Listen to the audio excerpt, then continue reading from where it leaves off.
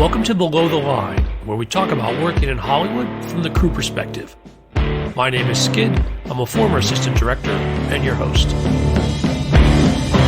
Quiet on the set. Today we're talking about Grownish, the Freeform sitcom currently in its 5th season. And my guest is the Emmy-nominated director of photography, Mark Doering-Powell. Mark, welcome to Below the Line. Hey, how you doing? Thanks for having me on.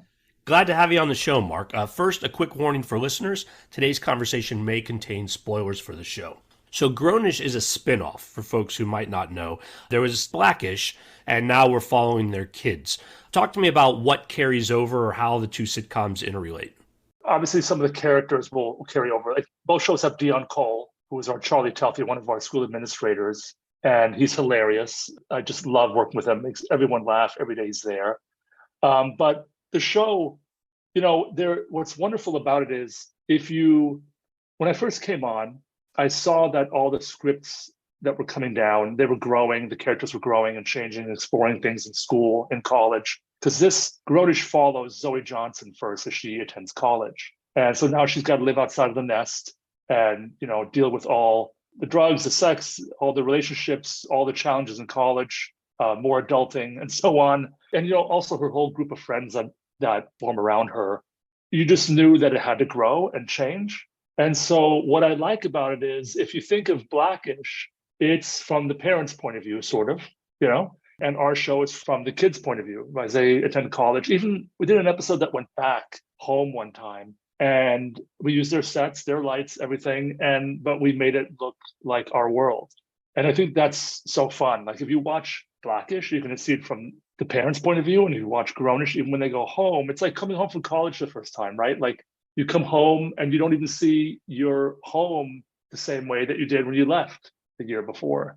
And it's that kind of premise for the look to expand and grow a little bit. Well, as the director of photography, I'm fascinated to hear more about what you're doing visually to show that difference between the parents' point of view from the original series to the college-age kids in this series.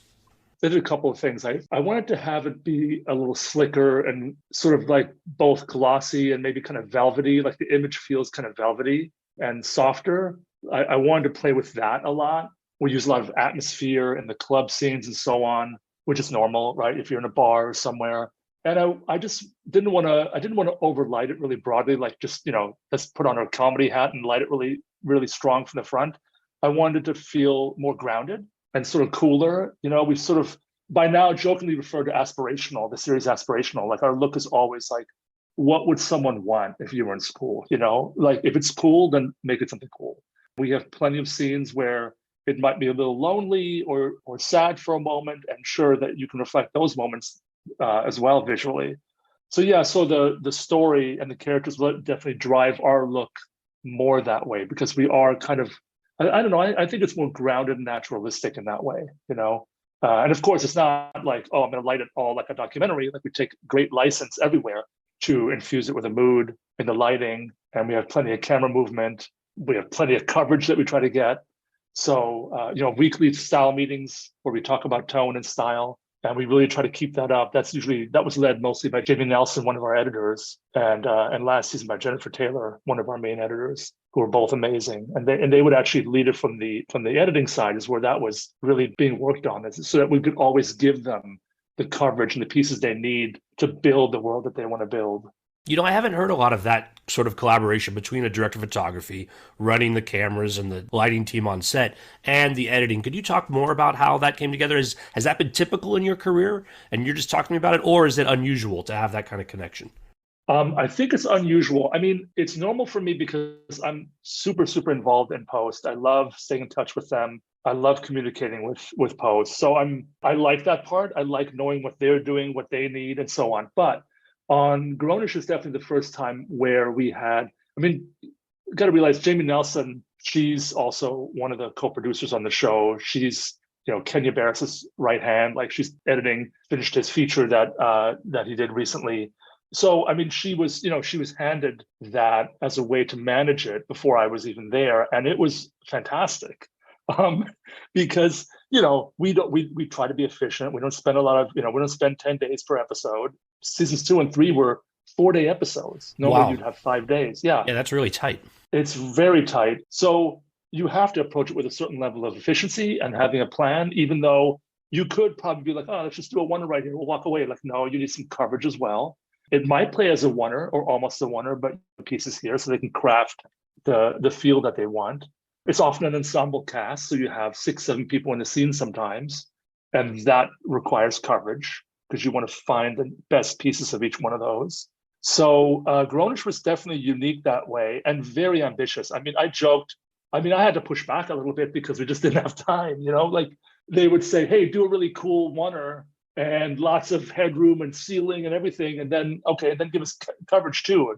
And I'm like, "Well, you're basically asking us to shoot the scene, like really cover it twice in a way. Like we'll work so hard on this oneer, which is awesome, and we can give you one more piece there that you can cross takes with. But if then you want to go in and also do traditional coverage, now you really are kind of doing it twice. And then you're looking at your watch going, do we have time? And we do it that way sometimes. But it's sometimes you really have to, push back a little bit and be like, I don't know if we have time that afternoon to do all this, but we'll try. So it's cool though. It was definitely helpful to keep talking about it with new directors and keep reviewing it and keep it evolve. We didn't always do in season 4 what we did in season 2 and so on, like things would change a little bit. So it was very collaborative and awesome that way and very supportive. From Julie Bean, our showrunner, Greg Doyle, Jennifer Rice Genzik Henry, who was also our director on both episodes that I was nominated for. She's amazing, super prepared.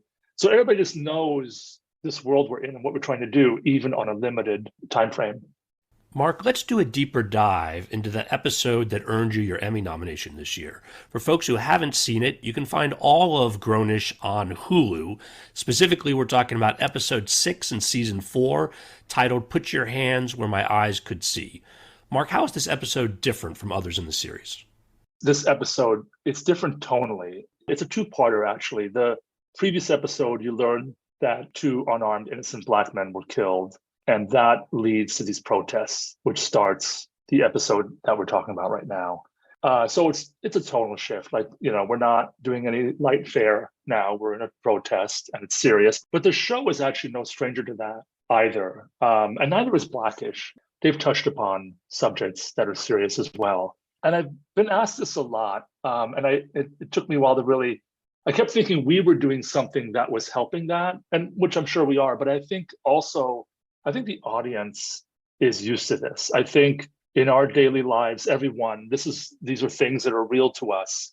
And I think this younger audience doesn't flinch at all at suddenly talking about this topic. It's what they experience, it's what they live. They've been to protests. So in that case, it really is the tone. We didn't change the look drastically. Our director, Jennifer Rice Genzik Henry, did not want to make this like a special episode of Grownish. Obviously, there's going to be some differences. Now you're doing some protest scenes and so on. We had some other challenges like the time progression throughout the episode. But it is still grounded in our look, which is kind of naturalistic anyways. And we have we infuse it with a little bit of photojournalistic realism at the end when we see the final protest scene. So I can talk about that more too. But basically, it's the tone that's really different from the other episodes. Now, these protest scenes, as you mentioned, there's 3, and they're filmed differently. And I'd like you to talk more about the thought process and the decisions you made. It's the same protest throughout that day, but we see it 3 different times. The first one's on the campus, and it's sort of safe and idyllic. And, you get the sense like, oh, we're protesting, we're doing something, we got this. Then the police is there and they impose a curfew. And you get sort of like your last hint of comedy there with like, I'm out, I'm hungry, I haven't eaten all day and I don't like rubber bullets. And the gang splits up. Our friends all go different ways that day. And that's kind of how that episode starts. And then the second protest is sort of the sunset protest, which if we had our druthers, we would have done that maybe even later, like during dusk. But there's just too much work to do there. Because that was also when we did our night exteriors. So we pulled it back to sunset a little bit. It still works. You want to buy that the curfew is imposed late in that day, kind of. And then the last time you see the protest is sort of the aftermath at night near the end of the episode. And we definitely took a cue from some of the photographs that we saw from the George Floyd protest. There was one in the Minneapolis protest by Julio Cortez. In the ending, you saw the bicyclist that goes across the burning police cruiser. And that was an image that we saw in those protests. It was captured by a handful of journalists, but that's the one that I had in my head. That's the one Jenny really wanted to emulate as it crosses through. And it's like you're in this sense of like this sort of like elegance amongst the chaos is the feel that we had at the end, with the look being a little more grittier. I think it was appropriate to have those move that way. You have the second protest is when the violence starts, and then the third one you see the aftermath. And so I think it works. You're not going to make that look glossy. So in that sense, some of our images follow obviously the story and the tone that way. Now, the other thing you alluded to is the passage of time between these protest scenes. And there's also some cutaways back at the apartment as well. And so give me a sense of what you do visually to make that sense of time work. Yes. So we do that normally on all episodes. I'll try to find a good excuse always to do something other than day and night. So try to find the scenes that could be dusky or sunrisey if an alarm clock's going off and you're going to school. And so I always ask, every scene we do, I always check with our script supervisor, Devin, and just make sure was there any change in the time of day. And so we do it anyways. And the same thing applies here. There is a definite, you have the daytime protest, then you have the sunset protest, and we use the interior scenes where you have Nomi and Zoe and Jazz hanging out talking about the protests. We sort of like round out the transition of time there. So we're doing it there as well and making it a little moodier. And, they're not having the best discussion there. They're kind of going head to head at home about some issues. So yeah, I think that really helped us is the interiors. They helped really make it flow from day and sunset, dusk, night. And I think that worked pretty well, given that we did the second protest at sunset. Now, Mark, tell me a little bit more about your team. Have you had the same group of folks working with you from season to season, or has there been a lot of turnover there? From my team, it's been a lot of the same people. Certainly from Mike Gafford, Jay Yowler, he's just amazing. I mean, what a partner in crime he is. He's just wonderful to work with. So creative. Our key grip, Paul Schmidt, those two guys, you just can't, nothing really riles them up. It's like no matter what challenge you throw their way, they're gonna deal with it and make it work. And I've had like Lena Wong, our UPM, and also one of the producers. She's amazing. I mean, she solves so many of our production challenges in a way that really serves the story. She really, really finds great answers that way. If we can't go out on location, let's say we want to go out, but we can't really fit anything else on that day. Well, how do we do it over here then? And maybe Kriston Andrews, our production designer, she'll build something over here now, and they'll make it work. And it's always serves the story. And I can't think of a time when we've punted and hit a moving target where we ended up with something worse. Like you think it's a panic and you think, oh man, we lost that location. We can't go there. What are we going to do now? Then you show up and Kriston has made this airport lounge at San Francisco Airport. And she's done it in the legal building at Disney in the lobby. And it looked amazing. It's just like one of the best sets we had. And completely threw that thing together. It looks, you would never know.